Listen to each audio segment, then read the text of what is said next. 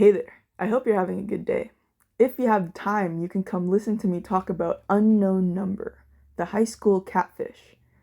It's a Netflix documentary that made me feel a lot of feelings, and I want to unpack them here. Before we get started, I'm going to discuss the whole entire documentary, so if you haven't seen it and you want to see it, go watch it first. Thank you. Alright, this story takes place in Bill City, Michigan. It's a small town with a population of a little over 300 people. The kids were talking about how everyone basically knows each other in this small town. We start our story off in October of 2020, and we follow two 13-year-old kids. One is Lauren Licari, and one is Owen McKinney. The two were in 7th grade at this time, and Owen invites his then-girlfriend Lauren to a Halloween party. This is when the two start receiving harassing messages from an unknown number. These first messages were expressing that Owen wanted to leave Lauren because he's no longer interested in her and that he was gonna have relations with someone during this Halloween party. These text messages were in a group chat that included the anonymous sender, Lauren, and Owen, so they could both see these text messages. Because they were at the party, they were able to ask their friends that were there if any of them know anything about who might have sent this. And apparently none of them did. The text messages confused them, but because it stopped after this Halloween party, they resumed their school year and were able to finish the rest of their schooling that year without any further messages. The next school year, they would be starting high school, and we pick up on September of 2021. This was apparently when the text messages would come back, and they both started receiving them again.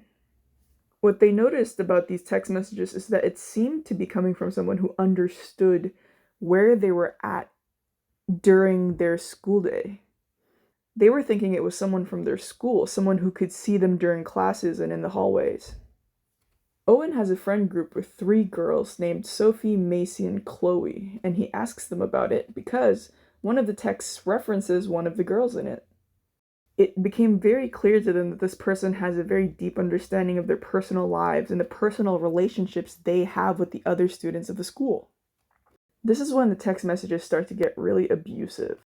They were already really weird and odd, but Lauren started to get very specific messages about her insecurities, it seemed.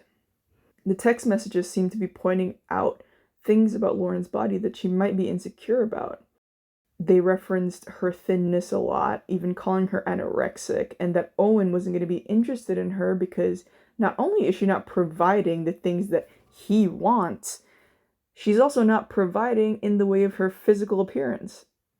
I'm not comfortable at all repeating what the text messenger was saying, so if you want to see more of the messages, you can look at them online, but I will put them on the screen if they're relevant. Because of the sexual nature of the texts, I really was hoping that it was just another child and not an adult, simply because it is so incredibly creepy and damaging if this was an adult, essentially preying on a kid and giving them ideas of these very inappropriate things.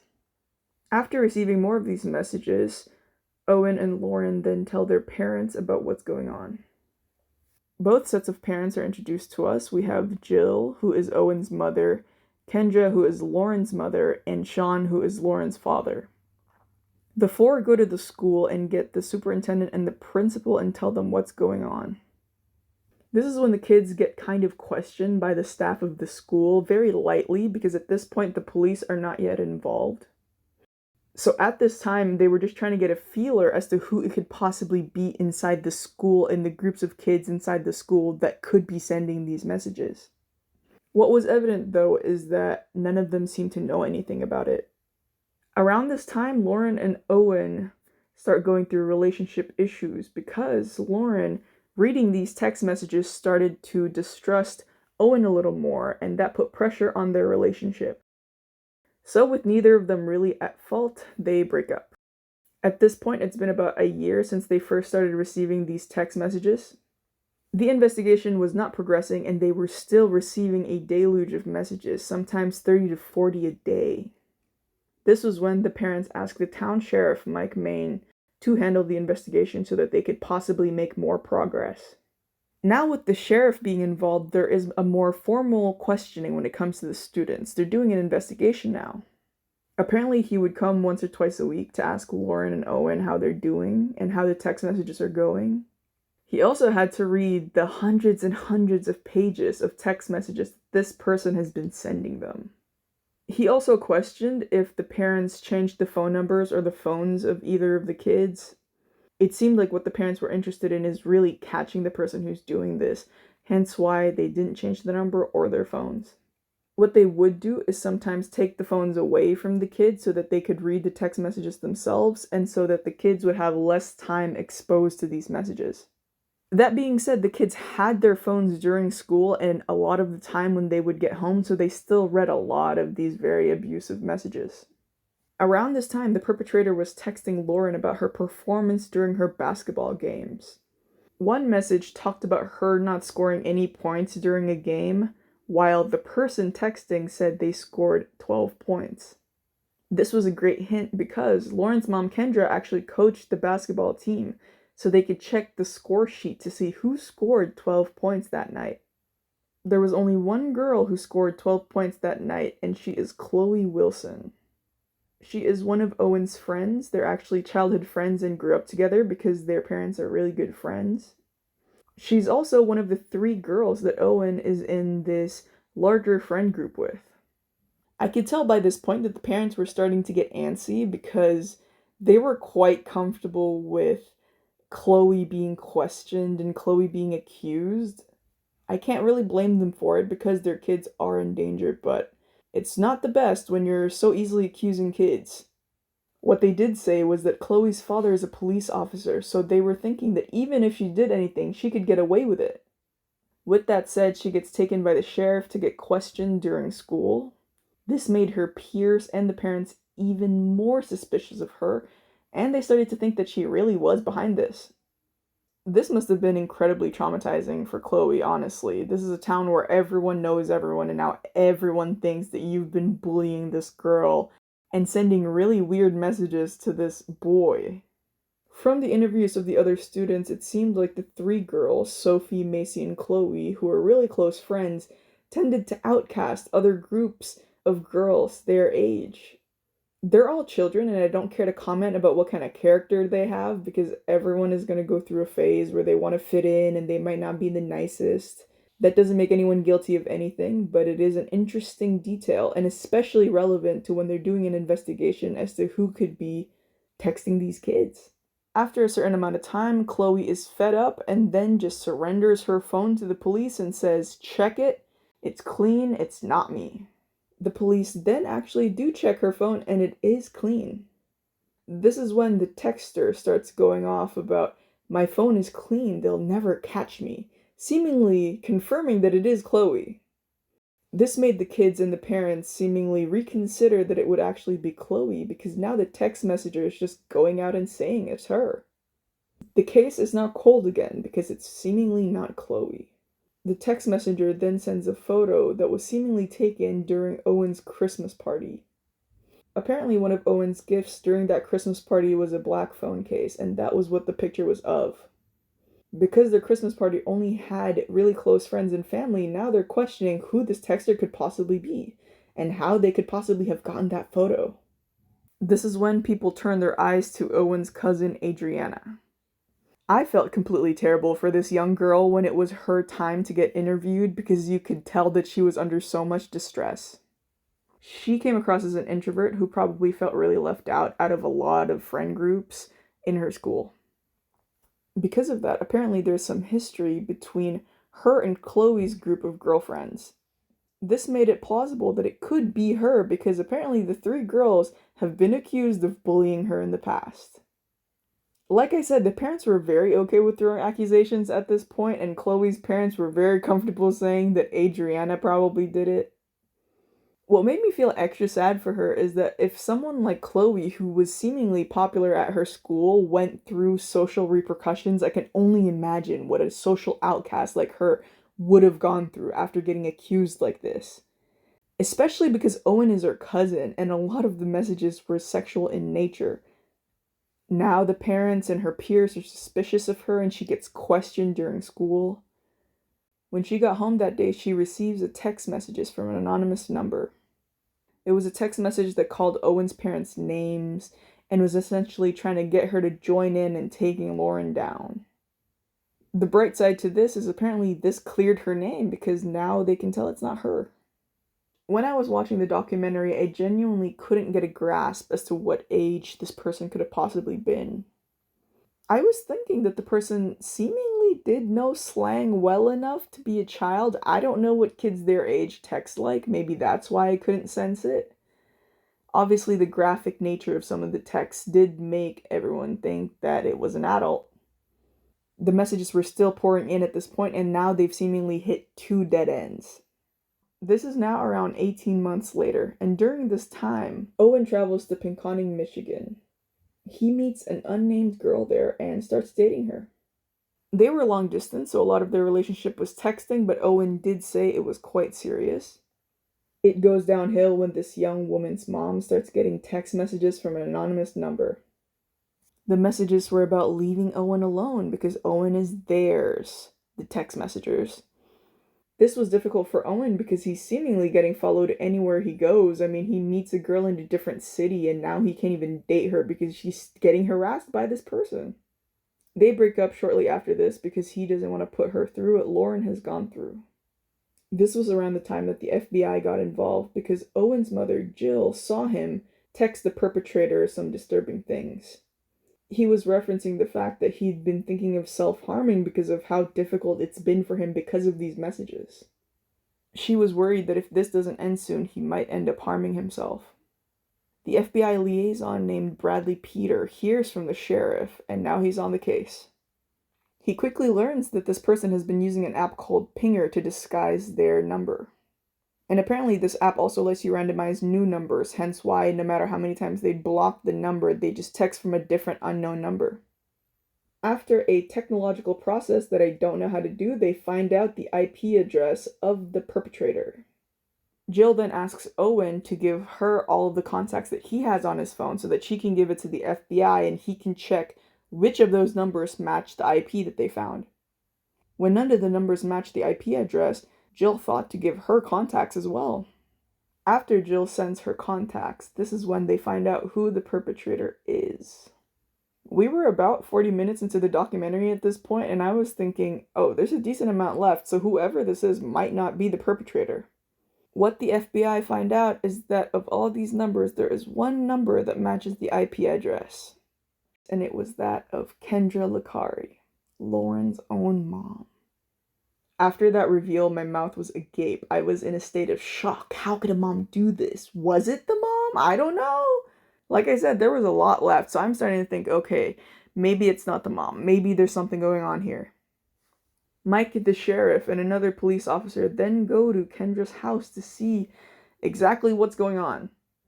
It has now been 22 months since October 2020 when they first got those messages. It's been quite a long time. The FBI says that the number and the IP matches all of the text messages. So it's very evident that it is her mom, and I'm in a state of disbelief, and everyone is also in a state of disbelief. At this point, I believe this is still not enough evidence to actually just go on ahead and arrest her, but it was enough evidence to get a search warrant to search her house for her electronics. They get to the house, they're still keeping it cute. They say that they have a warrant. They get Kendra to sit inside her house. They tell her all the information they have about her, and it dawns on her that she's been caught. She made about 1 or 2 denials before just coming to her senses and realizing there's nothing else to do but just own up to what you did. The question that she answered that actually revealed her guilt was when the police officer asked her if she likes Owen.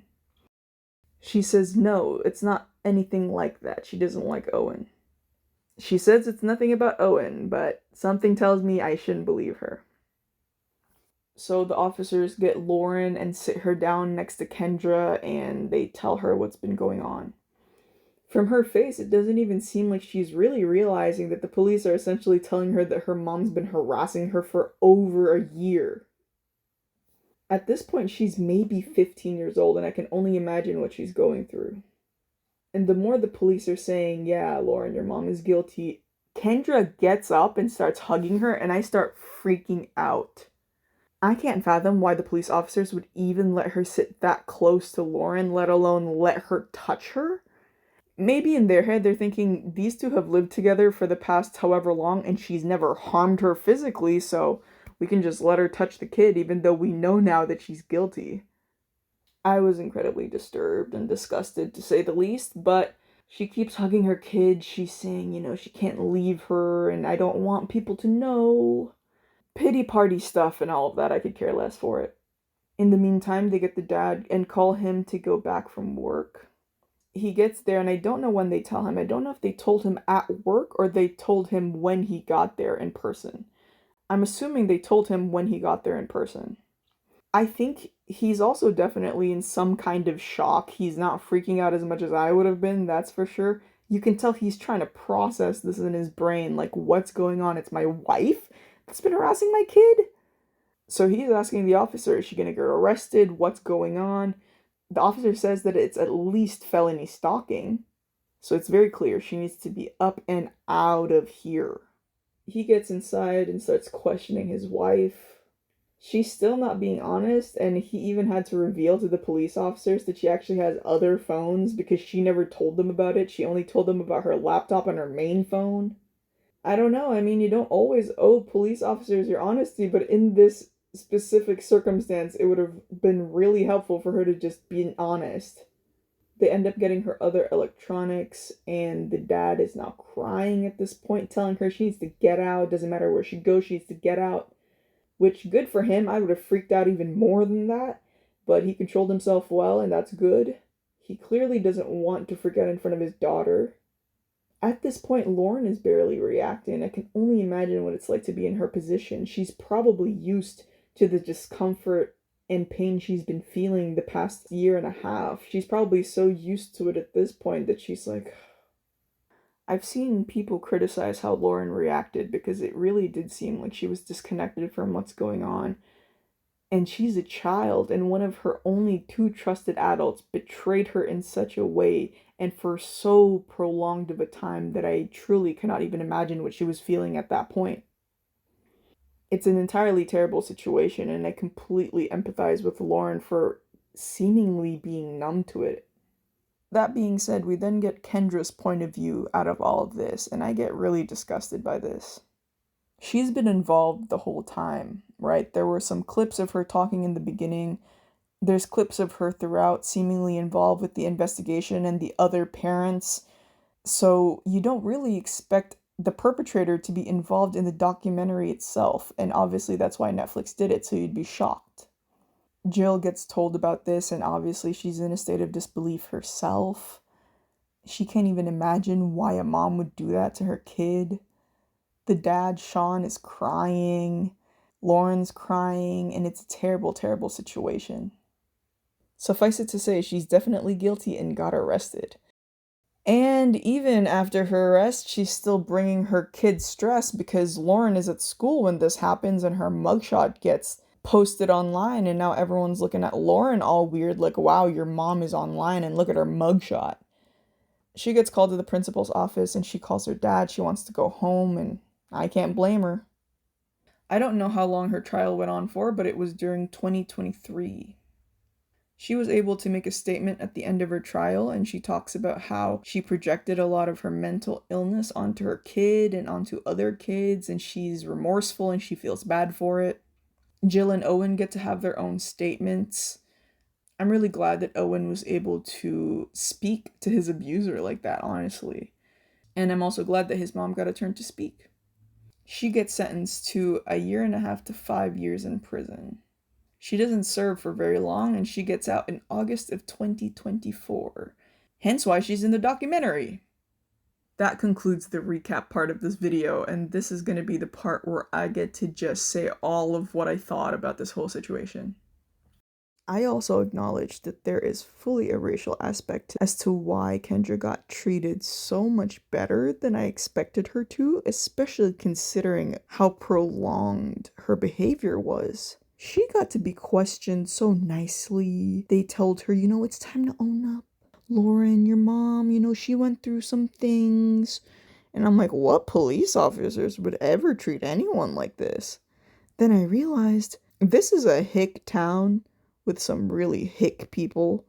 And it's clear that these police officers are familiar with the whole community, and apparently the parents, including Kendra, have been involved with the investigation and trying to get the perpetrator and all of that. And part of it is also that this is a suburban white woman, right? If this woman had been any color other than bleach white, she would have been on the floor before they even fully arrested her. It's definitely not lost on me that there's a great deal of privilege going on here for her to have even been given the benefit of the doubt after it was found that all of the text messages linked back to her. Although I do think that we should be treating everybody with this notion of innocent until proven guilty, because I truly believe in that. We should treat everyone as if they're innocent until proven guilty. It is very alarming how much care and space she was given to essentially present herself as this woe is me, I've made some mistakes type of woman, where in reality she harassed and abused children, including her own, for over a year and a half. When it got revealed to the other parents, a lot of them expressed a form of relief that all of this was over, and good for them, honestly.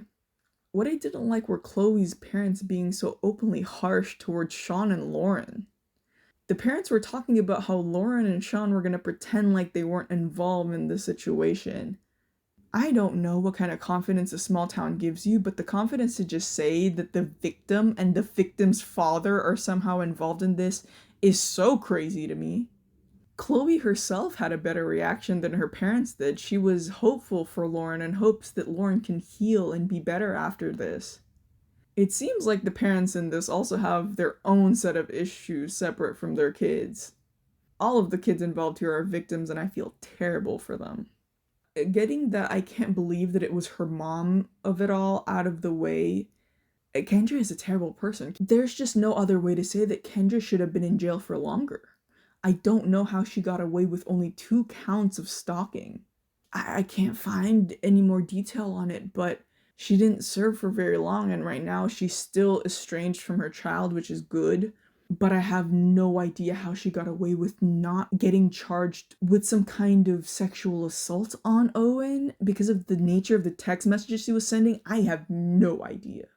Lauren, at the end of the documentary, was expressing that she actually forgives her mom and she wants to keep spending time with her, and she still loves her mom and she doesn't care if people judge her about it or not.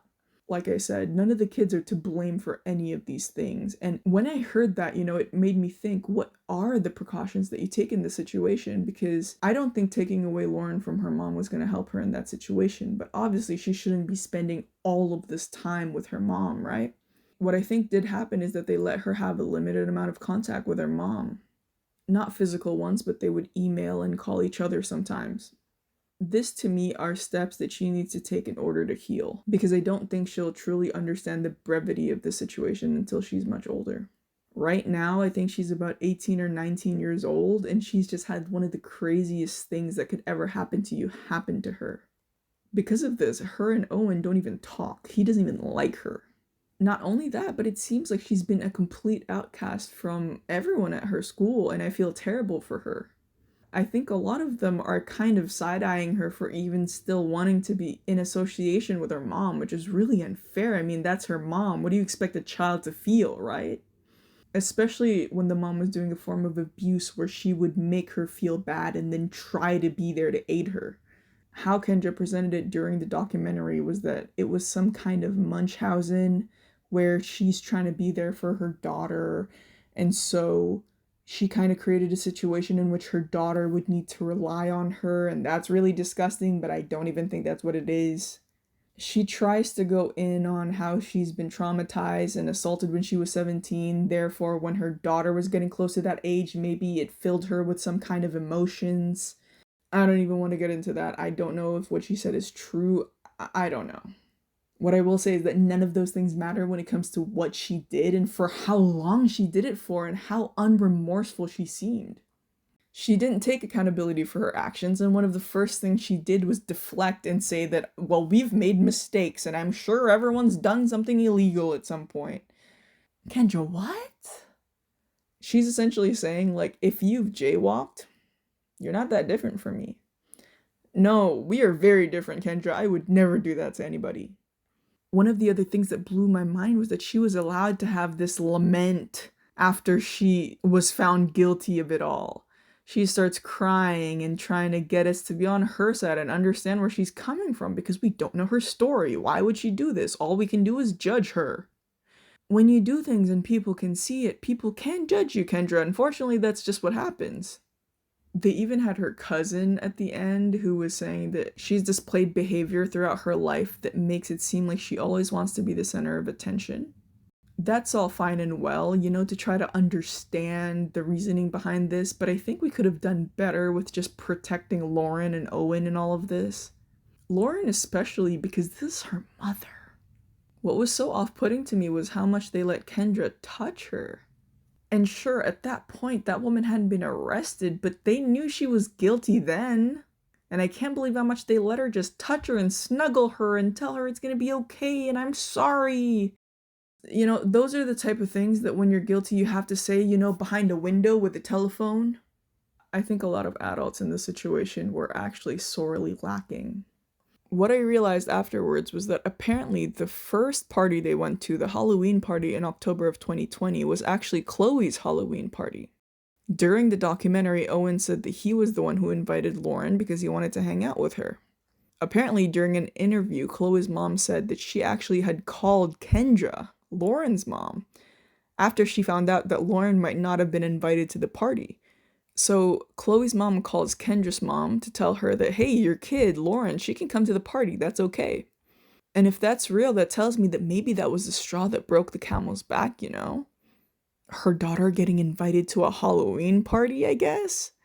Kendra did deny that she sent those first messages, so the Halloween party messages. She says that she didn't send them. Which, I mean, okay, where the rest of the messages were so much worse, so it doesn't matter, I guess. If it is true that she's not the one who sent it, that's very terrible because we still don't know who sent those first ones. I'm gonna take the grand opinion that it's probably been Kendra the whole time. This is what I believe, and I'm not a professional, I'm not involved in the case, and I'm not a psychologist, but I am nosy. What I think is that this is a woman who's deeply, deeply disturbed and deeply, deeply jealous of her daughter. I also think she has the hots for Owen. I know she denied it, but I don't know why anyone would take her word for it, especially considering the nature of those text messages. They were disgusting. I don't know how anyone who isn't having those types of feelings would ever be comfortable saying those things. If it was a case of Munchausen and she wanted to get her daughter down so that her daughter would need her more, I don't know why that would need to include graphic messages about Owen, to Owen. Jill and Owen also said that she still went to his games after her and Lauren broke up. Apparently one of the parents in an interview also said that Kendra coached Owen's track team. Owen said that she was like a second mom to her, so clearly she was very involved not only in Lauren's life, but in Lauren's friend's life and in Owen's life. It seems like she wants to relive her youth, and part of why she wants to do that is probably because she is attracted to Owen, and she's jealous of her daughter. In the beginning of the documentary, you get to see that Lauren has these trophies and these medals. She's clearly a very high-achieving young woman. Owen is apparently the same way. He's also very high achieving in sports, and that was what brought them together. It also didn't escape my notice that apparently Kendra is coaching a lot of the sports, so that tells me that she definitely has some experience growing up with that. Maybe she feels like she's not as successful as her kid and she's jealous of that. That's definitely very plausible. I don't think the jealousy factor can be the only thing though, considering she involved another child in it. So many other children in it, actually. She wasn't only jealous, she was destructive. She wanted to harm these kids. I don't think jail fixes anyone, so even though I do say that this woman should be behind bars, what I mean is that she should get the help she needs so that she doesn't, perpetuate this danger and this harm among other children ever again. And hopefully her healing from the situation can also cause Lauren some peace, knowing that her mom is going to own up to her actions and potentially evolve and be a better person out of it. I don't know if that's going to happen though. I mean, right now she's getting the attention that she so desperately wants. People could make decisions and not think it through, but making the very same decisions for hours and hours of your life on end. She quit her job. She was lying to her husband. They were going through financial trouble, and it was all because of her, because she wanted to prolong these text messages. Clearly, she's a very disturbed person, and she needs so much more healing than this. She also expressed the sentiment that I think a lot of people also do in their life. She expressed that one of the feelings that she had when she was pregnant was that she's going to have someone to love and someone to love her back. And that's no reason to have kids. I don't think anyone should be having kids unless they want kids. I don't know why love would be the reason to have a kid as well. I mean, you have a husband, you can love your husband. How about you love yourself, before you start wanting a kid just to be able to love? The greatest feeling I have of all of this is a deep, deep sorrow for Lauren, Owen, all the other kids involved, but especially Lauren. I can tell that this girl is probably going to take a while to fully heal from this and to fully digest exactly what happened those years of her life. Now it's all documented, it's all on Netflix. And I don't know if she still lives in that small town, but if she still does, then all of those kids see her all the time, the very same kids that her mom terrorized. And this is a small town, and it seems like some very conservative people, so I highly doubt that these people are sitting here thinking good things about her and giving her the benefit of the doubt or giving her the space to really heal. I hope that her dad, all of the kids are able to heal from this, honestly. You know, everyone does deserve a second chance. I don't think Kendra's second chance should be having a relationship with her daughter until her daughter is a complete, fully grown adult. And until it's the daughter that initiates that relationship with her. I think she should leave her alone. And honestly, if she wants to be of any benefit or help to Lauren right now, send her money. This young girl is going to need a lot of help in order to get her mental health back. Give her money. With all of that said, it is evidently clear that this is a very disturbed woman. This is a woman who should not have had children. This has nothing to do with her trauma. As much as she wants to, I'm just ill. You get to be ill, but you don't get to be ill, and because you're ill, you're gonna do A, B, and C and think that that's perfectly fine. And like I said, one of the first things she did was deflect, say that everyone's made mistakes, everyone's done something illegal, as if that changes anything about her situation that she's in. Anyways, don't be like Kendra. Take care of your kids if you have them. If you don't have them, think very hard about what it's going to be like, what insecurities you have, and what shortcomings you have, so that when you do have kids, you don't treat them terribly. I mean, most of us are probably not gonna text and harass children, 30 to 40 times a day. But that being said, even if that's not what you do, you could still cause your kids very real harm if you're not healed. So heal yourself before you have kids, love yourself before you try to get a kid to love. And thank you for watching. I hope you learned something from this. I hope you understood. And I hope you have a great rest of your day. Thank you.